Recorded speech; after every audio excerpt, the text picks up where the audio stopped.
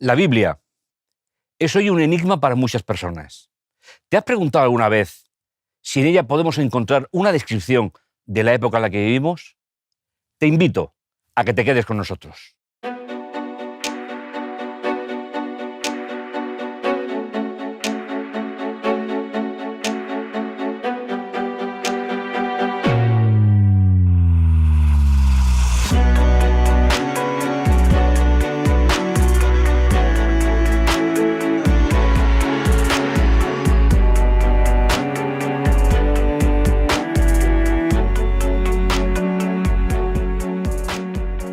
Pues comenzamos nuestra serie Movimientos Finales. Es una serie que nos hacía particularmente ilusión grabar, viendo todo lo que está cayendo en este mundo y viendo las circunstancias en las que nos ha tocado vivir, pues ¿por qué no hablar realmente del contexto profético de estos movimientos que anuncian que algo está por pasar? Así que un gusto estar en esta mesa con amigos. Así es. Vamos a encuadrar toda esta serie en el marco que Jesús nos propone, que es Mateo 24, y especialmente el tema de hoy que va a tratar nación contra nación, que es algo que Jesús cita muy específicamente en Mateo 24. Nuestro invitado en este programa es nuestro querido amigo y doctor Pablo Armero. ¿Qué tal? Un gusto estar contigo. Un placer estar con vosotros. Pablo, has hecho del libro de Daniel el libro de estudio, tu pasión, tu tesis doctoral, una lectura estructurada del libro de Daniel. Muchos de nosotros hemos podido disfrutar escuchándote. Y hay quien dice por ahí, ¿verdad? Algún familiar tuyo te dice que no sabes hablar de otra cosa. Así que, pues para hablar del libro de Daniel te hemos traído. Pues me gusta mucho la idea, ¿sabes? Porque para mí el libro de Daniel efectivamente ha sido uno de los grandes descubrimientos de mi vida. He oído hablar toda mi vida de él, pero al meterme a estudiar este libro he tenido una gran bendición de nuestro Dios y si podemos aportar algo en el programa de hoy será para la gloria del Señor. Amén. Pablo, si vamos a hablar de Mateo 24, el marco es Mateo 24, ¿por qué el libro de Daniel? Bueno, esa es una buena pregunta porque el propio Jesús, a lo largo de su discurso de Mateo 24, cita expresamente a Daniel y además lo cita de una manera que era totalmente inusual en su época. Es decir, rompió esquemas culturales, sociales, teológicos de su época, con lo cual vamos a seguir el itinerario de Jesús, vamos a seguir la lógica de Jesús en el primer siglo. Es interesante que para el primer siglo la interpretación que ellos tenían del libro de Daniel era que Antíoco IV, que vivió un siglo antes de Jesús, había cumplido completamente ya todas las profecías de Daniel. O sea que para ellos ese libro era un libro histórico. Sí, efectivamente. Y hoy el cristianismo tiene exactamente la misma interpretación. Considera que Daniel es Antíoco IV también. A ver, hay que entender que los movimientos contra la nación judía después del regreso de Babilonia fueron muy importantes. Y los movimientos en contra de la estructura social y religiosa de este pueblo les llevó a hacer una lectura de los libros proféticos mirando hacia el pasado, es decir, mirando hacia atrás, buscando los porqués y los paraqués de los periodos de cautiverio.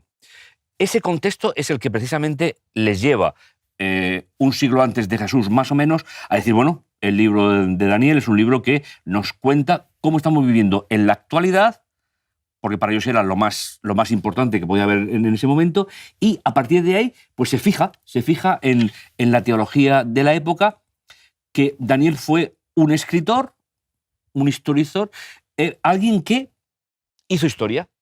Y de hecho en el canon bíblico judío, Daniel está entre los escritos, no está entre los profetas. Con lo cual Jesús, volviendo un poquito a Mateo 24, le va a dar un impulso social y teológico al libro de Daniel que hasta ese momento prácticamente estaba desaparecido. Porque Jesús no está de acuerdo para nada con la interpretación que tiene el mundo judío de aquella época. Y luego otros autores del Nuevo Testamento como Pablo o Juan tampoco. Es interesante, ¿no?, que nosotros podamos hablar en movimientos finales. Vamos a contextualizar hoy un poquito la serie. De hecho, con Pablo vamos a intentar crear un contexto para todos los temas que vamos a tratar, no solamente en este primer programa, sino en todos los demás. Pero qué interesante que podamos establecer como pauta de interpretación profética al propio Jesús. Porque es verdad que sabemos que las corrientes o las escuelas de interpretación de profecía, que son posteriores al texto, nos dicen que hay diferentes formas de interpretar, pero nosotros en esta mesa seguiremos la escuela de Jesús, ¿no? Efectivamente, es decir, como bien decías, Óscar, las escuelas de interpretación son muy posteriores a la redacción de los textos. Pero es cierto que lo que nos llega a los lectores de la actualidad son las escuelas de interpretación. Entonces, principalmente hay tres, principalmente. La que se llama preterista, que es justamente la que predominaba en la época de Jesús, en la cual pensaban que el libro de Daniel se había cumplido todo en el momento de Antíoco IV. Luego está la escuela histórica, que es la que entiende que el libro de Daniel es una historia sucesiva, profetizada por el Señor, que va desde la época de Nabucodonosor hasta el tiempo del fin, en el cual Dios se ha preocupado de dar los suficientes datos para que se pueda haber una historia continua. Y luego hay otra tercera escuela, aunque hay alguna más por ahí pequeña, pero que es la escuela futurista, que meten una brecha muy, muy, muy importante de los acontecimientos después de que Jesús viniera, naciera, meten una brecha para llegar hasta el tiempo del fin, en el cual pues hay un cierto desconcierto, eso es verdad, para cuando situar los acontecimientos del libro, porque no hay una línea continua. Entonces, esas son las tres formas de interpretar el libro más importantes. Está la espiritualista, pero bueno, son escuelas mucho más pequeñitas. Entonces sería interesante que entráramos en el texto a ver cómo Jesús un poco contextualiza todo este tema. Sí, y veremos al leer el texto, que lo vamos a hacer ahora mismo, que todo empieza con una pregunta, una declaración de los discípulos, cómo contesta Jesús, eso genera y ahora lo veremos inmediatamente en Mateo 24, eso genera un malestar, una inquietud profunda en los discípulos, y cómo Jesús dice, no, el profeta Daniel, del que hablaremos en el versículo 15, ya nos advirtió que esto pasaría, estad atentos porque esto se prolonga hasta el fin. Es muy interesante, ¿no? A ver, es que a veces el problema que tiene Jesús, y eso se ve en los evangelios, es que él tiene las visiones muy claras, pero no corresponden exactamente con las oficiales. Claro, los discípulos estaban con Jesús, habían andado con él, pero ellos habían nacido en un contexto teológico, social, cultural. Jesús va a ser un revolucionario completamente, situando el capítulo 24 de Mateo, que finalmente es el que nos sirve a nosotros, en el momento en el que vivimos, para poder situar el mensaje del libro de Daniel. Es así. Es el puente. Pues vamos al texto directamente. Estamos en Mateo 24, los primeros versículos dicen que al salir del templo, mientras iba de camino, se le acercaron sus discípulos para mostrarle pues, la belleza, la grandeza de los edificios del templo. Y él respondió y les dijo, ¿veis todo esto?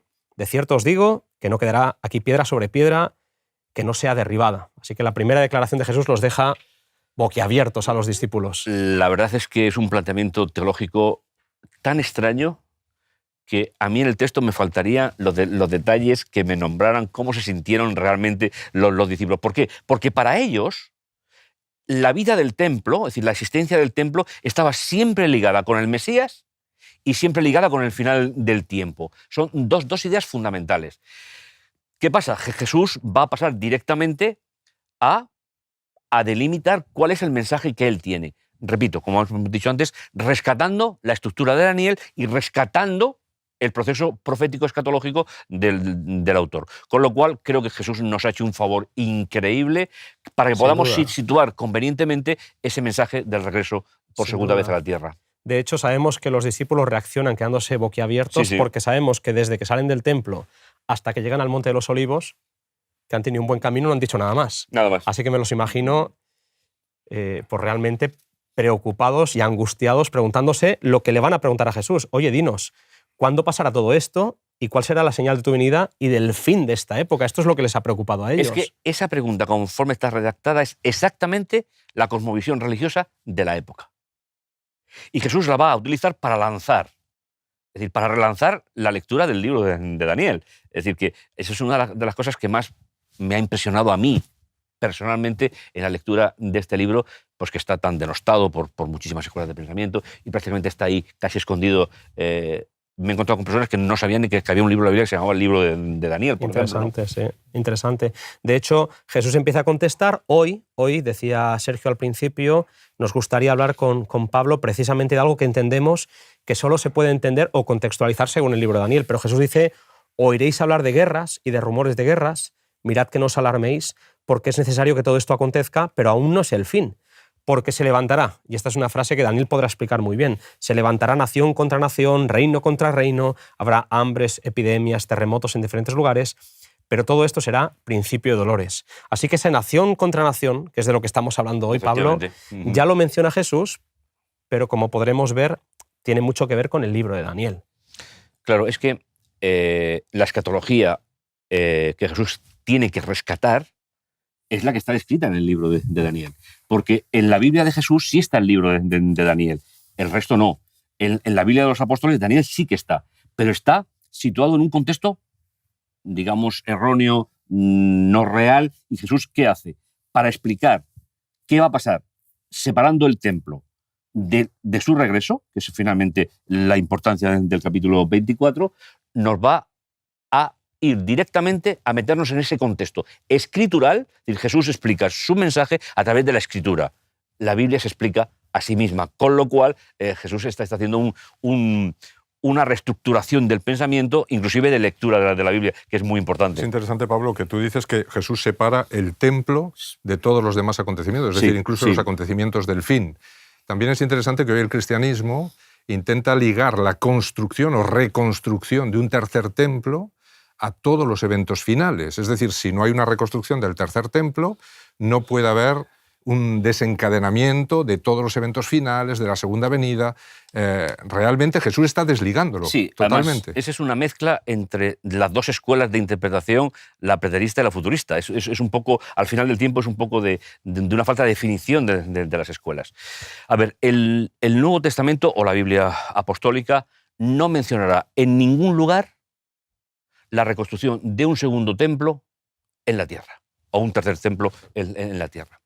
Los lectores del Nuevo Testamento deberíamos de aprender a que no podemos introducir elementos extraños a los textos, como es la reconstrucción de un templo que termina su función cuando Jesús termina su ministerio en la tierra. El resto es meter a la Biblia conceptos que no están, que no se pueden justificar con los textos y que finalmente pues siempre quedará la decepción de las personas cuando no llegue. Es decir, una de las cosas que tenemos que tener mucho cuidado los que explicamos un poco la Biblia es no crear falsas expectativas.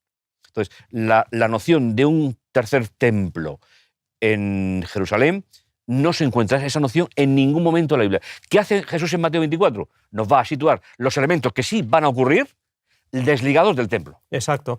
De hecho, desde que empieza a hablar del templo hasta los versículos que ahora te voy a pedir, Sergio, que si pudieras leer versículos 13 y 14, el templo ya no se menciona más. No se vuelve a mencionar parte del templo, que es lo que está preocupando a los discípulos, para ir a un fin que es mucho más grande. Entonces, Sergio, ¿podrías leer los versículos 13 y 14 para mencionar estas ideas que estamos, verlas en Jesús, ¿no? Esto que estamos comentando. Sí, en el versículo 13 Jesús dice, mas el que persevere hasta el fin, este será salvo. Y en el 14 dice, y este evangelio del reino será proclamado en toda la tierra habitada para testimonio a las naciones, y entonces vendrá el fin. O sea que Jesús establece como señal no el templo. Efectivamente, esa es la idea fundamental, que cuando hablas con las personas que nosotros hablamos por nuestro trabajo, te quedas un poco como decepcionado. Dices, vamos a ver, ¿dónde realmente podemos hacer esa conexión del templo cuando el propio Jesús simplemente responde a la pregunta que le hacen los discípulos y no vuelve a mencionar para nada el templo en la tierra? Luego veremos a lo largo del capítulo que hay un templo superior en el cual Jesús sí que va a hacer muchísimo hincapié. De hecho, Pablo, como podemos leer en Mateo 24, este fin del que está hablando, que acabas de leer, Sergio, Jesús lo va a especificar en los versículos 29 al 31 diciendo, e inmediatamente después de la tribulación de aquellos días el sol se oscurecerá y la luna no dará su resplandor, y las estrellas caerán del cielo, y las potencias de los cielos serán sacudidas. Entonces aparecerá la señal del Hijo del Hombre en el cielo, y entonces harán duelo todas las tribus de la tierra, y verán al Hijo del Hombre viniendo sobre las nubes del cielo, con poder y gran gloria. Y enviará a sus ángeles con gran voz de trompeta, y reunirán a sus escogidos de los cuatro vientos desde un extremo del cielo hasta el otro. Está claro que el fin del que habla la Biblia es la segunda venida. Justamente. Además, Jesús desliga. Eso creo que es algo muy importante en la serie que vamos a hacer. Desliga la vida natural del templo de la segunda venida. ¿Por qué? Pues porque la dimensión de la nueva alianza tiene otras características diferentes a lo que había sido hasta ese preciso momento. Ese texto que acabas de leer, Óscar, es un texto que a mí personalmente me persuade mucho, ¿no? Es decir, todos tenemos personas que han pasado al descanso y ese será el momento en el cual podamos tener el momento de encuentro con él. Entonces, ligarlo al templo es tener una expectativa que no se va a poder cumplir porque el propio Jesús lo dejó totalmente desligado una cosa de la otra. Pablo, a lo largo de la historia, y especialmente en este tiempo, tenemos muchas personas que buscan ponerle fecha a la segunda venida, ¿verdad? Ponerle fecha a los acontecimientos, intentan encontrar por todos los medios una fecha. Sin embargo, vemos que en lo que Jesús está diciendo no parece que Jesús esté poniendo ninguna fecha a esa segunda venida, ni nada que se le parezca. Además, Jesús incluso en otros contextos dice que él, como ser humano, no sabe el momento de su regreso cuando estaba aquí en la tierra. Además, es que yo creo, y es una opinión personal, es que yo creo que es un favor que Dios nos hace. Si nosotros supiésemos el momento exacto de la venida de Jesús, la historia hubiese sido completamente diferente. Entonces, ese ya, pero todavía no, es lo que nos mantiene. Ahora, eso sí, las señales que vamos a hablar hoy, nación contra nación, son muy importantes porque nos van a situar en la cronología de Jesús. En la proximidad del evento. Justamente, vamos llegando. Además pone la señal. Es decir, la señal es un término que es teológico en la Biblia, sobre todo en Juan, pero aquí también aparece, en el cual dice, cuando vamos por una autopista, y ves un cartel que es una señal y dice, te quedan 20 kilómetros, te quedan 25 kilómetros. No has llegado, pero te vas aproximando. Pues te indica la proximidad, la cercanía del evento. Por eso estamos en esta mesa. Movimientos finales, porque todo el libro de Mateo 24 específicamente, a nosotros nos fascina, nos encanta, y al ver lo que está pasando alrededor nuestro, creemos realmente que es el momento de levantar la cabeza porque esto se acerca. Y lo que se acerca no es ni más ni menos que la promesa de la segunda venida. Así que estamos encantados de poder estar compartiendo estos textos. Yo, si me permitís, hay un apunte que a mí me gustaría hacer. Todas estas señales no sirven para crear un ambiente de problemática, de discusión. No, simplemente para ver que Dios controla la historia desde el principio, que Dios conoce lo que va a pasar y nos regala las señales. ¿Para qué? No para que entremos en conflicto ni hagamos cosas extrañas de coaccionar a la gente. No. Jesús nos está diciendo, cuando veáis todo esto, después vendrá el fin. De alguna manera es como si Jesús estuviera planteando su agenda para totalmente. el fin del tiempo y nos invita a que nosotros entremos en su agenda. Es decir, que entremos... Pero con tranquilidad, con serenidad. Es decir, el tiempo sigue corriendo, el tiempo que Dios controla. Hacerlo de otra manera es crear expectativas que a veces no son buenas, porque finalmente Jesús, ¿qué hace? Decirnos, yo conozco el tiempo, yo conozco lo que va a ocurrir. Es verdad que va a haber una época que vamos a entrar enseguida, es nación contra nación, pero eso, Dios ya cuenta con ello. Vamos a entrar, Pablo, en el tema ¿no? Sergio, comentábamos al principio el hecho de que qué vinculación hay entre Mateo 24 y el libro de Daniel. Y podríamos leer, si te parece, Sergio, el versículo 15 de Mateo 24, en el que Jesús es el que establece esa relación, ¿no? Es Jesús, sí. Dice, por lo tanto, cuando veáis la abominación de la desolación dicha por el profeta Daniel, puesta en el lugar santo, el que esté leyendo entienda, entonces los que estén en Judea huyan a los montes. El de la azotea no baje a tomar su casa. Y el que esté en el campo no regrese a tomar su capa. Fijaos, en este versículo que has leído hay algunos detalles que creo que son relevantes. En primer lugar, Jesús introduce un término muy de Daniel, que es la abominación desoladora. En segundo lugar, Jesús introduce la idea que hay que leer el libro de Daniel para entender lo que él está diciendo. Claro, porque dice el que esté leyendo, y no se refiere a Mateo, justamente, que no existe en esa época. Jesús está hablando, y no, el que esté leyendo se refiere al libro de Daniel. Efectivamente, porque aparte, hasta que los discursos de Jesús se ponen por escrito, pasan algunos años. Y luego, en tercer lugar, en Judea, azotea, casa, no se puede referir a los contemporáneos de Jesús, porque la expresión abominación desoladora no lo lanza justamente cuando Daniel la sitúa en el tiempo.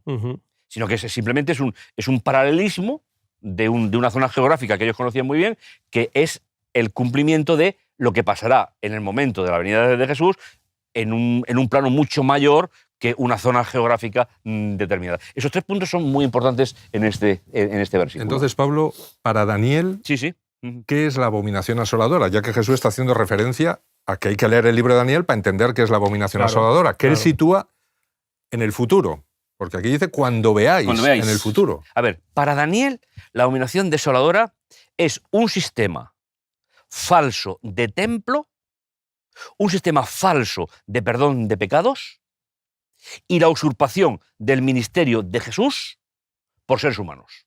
Interesante lo que estás diciendo, ¿eh? Templo, perdón de los pecados y suplantación del príncipe. Es sustituir a Jesús. Totalmente. Es un intento por hacerse pasar totalmente por Cristo. Por eso decíamos al principio, Óscar, que Jesús, introduciendo este versículo aquí, nos ha facilitado completamente, a los que no estamos en el contexto de la época, la interpretación tanto del libro de Daniel como de su propio mensaje. Esa es la idea que tenemos que extraer de esta lectura. Daniel sufrió una destrucción del templo. Sí. Los discípulos van a sufrir una destrucción del templo.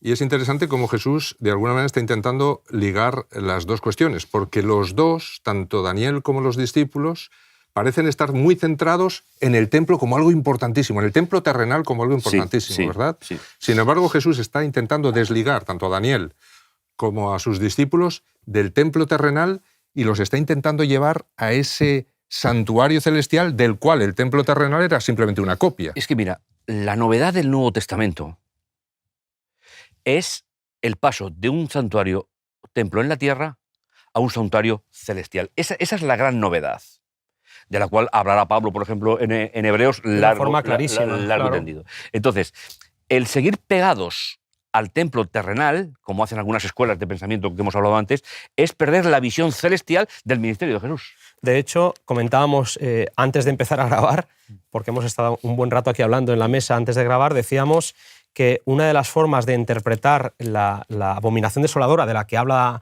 Jesús mencionando a Daniel es entendiendo el desarrollo de un poder que va a intentar usurpar las funciones que le pertenecen de forma exclusiva a Dios. Y de esto hablaremos con un poquito más de claridad, pero cuando leemos el capítulo 1 de Daniel y el versículo 1, vemos una peculiaridad que comentábamos, Pablo, que tú nos comentabas y que me gustaría que volvieras a comentar ahora que ya estamos grabando, ¿verdad?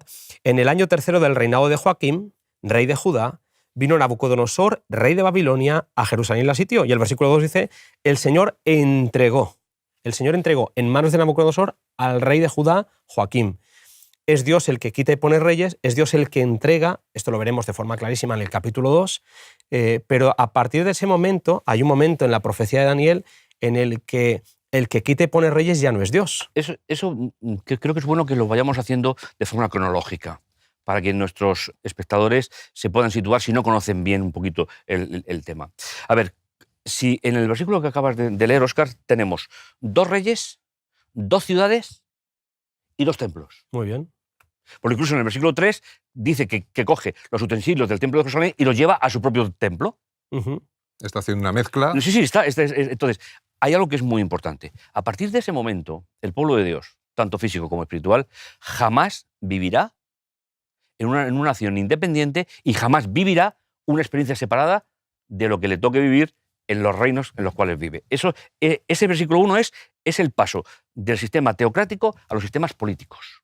Es verdad que el tema teocrático aparece mucho tiempo después en el tiempo y posiblemente alguien dirá que no es conveniente emplearlo, pero para un poquito la idea es esencial. Hasta ahora, desde el Sinaí, Israel había vivido en una nación independiente con el sistema de Dios al frente del pueblo.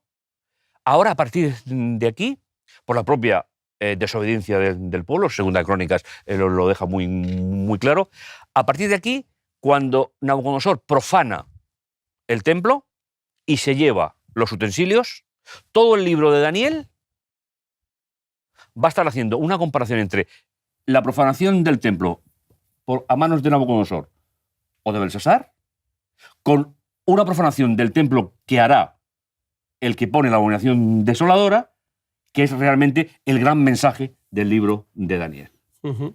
Entonces, tanto para Daniel como para los discípulos, la importancia la pusieron en aquel que estaba profanando el templo literal de Jerusalén, en este caso, tanto el primer templo como el segundo templo. Sin embargo, Jesús está poniendo su énfasis en uno que vendrá en el futuro, que no va a destruir los templos terrenales que ellos tienen, porque ya los han destruido, sino que va a atacar directamente a ese santuario que está en el cielo y va a intentar eliminarlo de alguna manera, al menos de la vista humana, es decir, sustituirlo por otro sistema humano. Mira, que nada tiene que ver con Dios. La característica fundamental es: al templo solamente entran levitas, sacerdotes y sumos sacerdotes. Por eso la Biblia habla de la justificación por la fe. Es el regalo de lo que se hace en el templo. Al templo bíblico jamás entró ningún creyente. Siempre se ve desde fuera. Con lo cual, ahora vamos a ver que hay un periodo en la historia en el cual hay un poder que introduce a los creyentes dentro de los templos, los pone en la tierra y se arroga la capacidad de perdonar pecados. Esa es la abominación desoladora. Es decir, sustituye todo lo que Jesús está haciendo en ese santuario celestial, lo sustituye un ser humano intentando imitar el santuario celestial en la tierra y todo lo que se hace en el santuario celestial a través de seres humanos. Con una peculiaridad. En la Biblia solamente hay un templo siempre. Nunca hay varios. Siempre hay uno. Claro. Altar, Sinaí, Jerusalén. Entonces, lo que nos enfrentamos es, para nación contra nación, tiene que ver precisamente con la usurpación del santuario y la misión de Jesús en el cielo por un poder en la tierra que seguramente vamos a conducirnos ahora hacia ello. Sí, para centrar el tema, ¿no?, del nación contra nación del que estamos hablando, porque es verdad que el libro de Daniel, con la pasión que yo sé que vosotros dos sentís hacia ese libro, y desde luego cuando uno pues, ha hecho de ese libro su foco de estudio, pues uno puede llegar a irse por...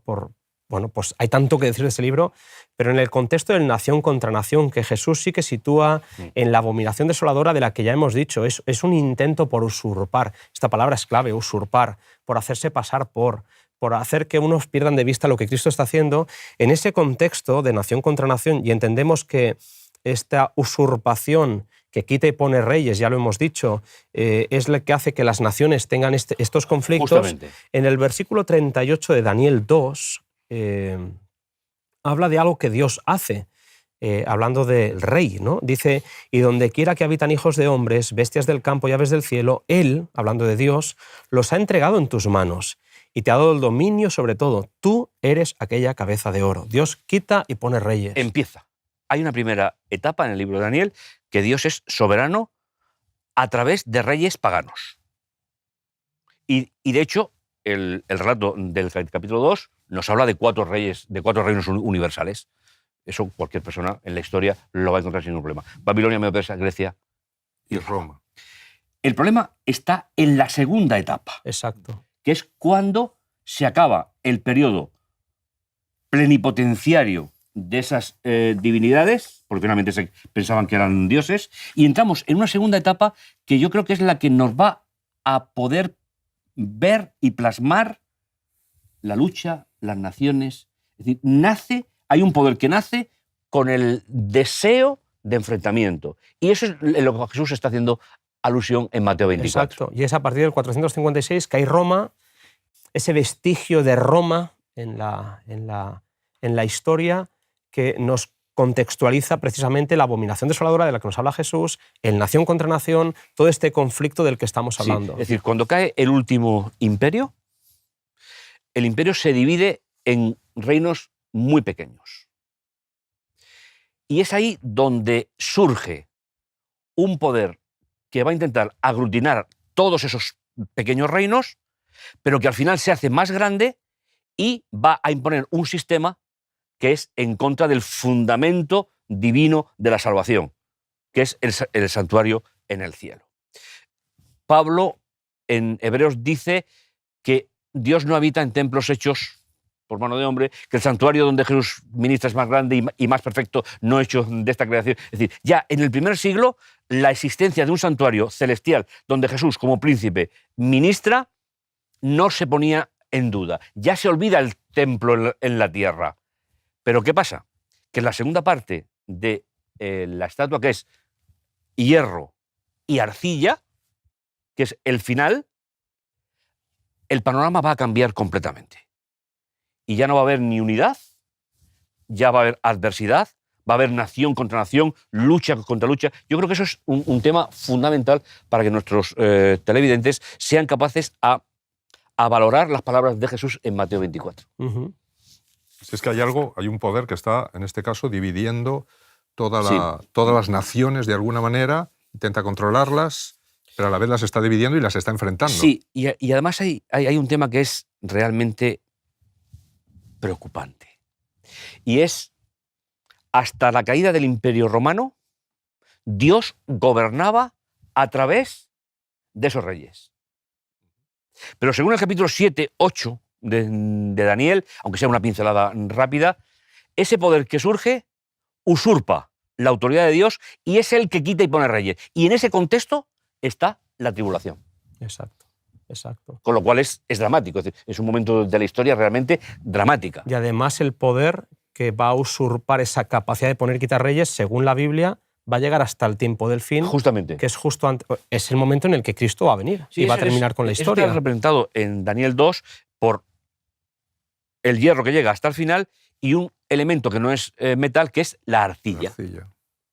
Que va a representar un poder religioso que va a convivir con los poderes políticos que se heredan del imperio y que finalmente es el contexto perfecto para aplicar el mensaje de Jesús, nación contra nación, lengua contra lengua, pueblo contra pueblo.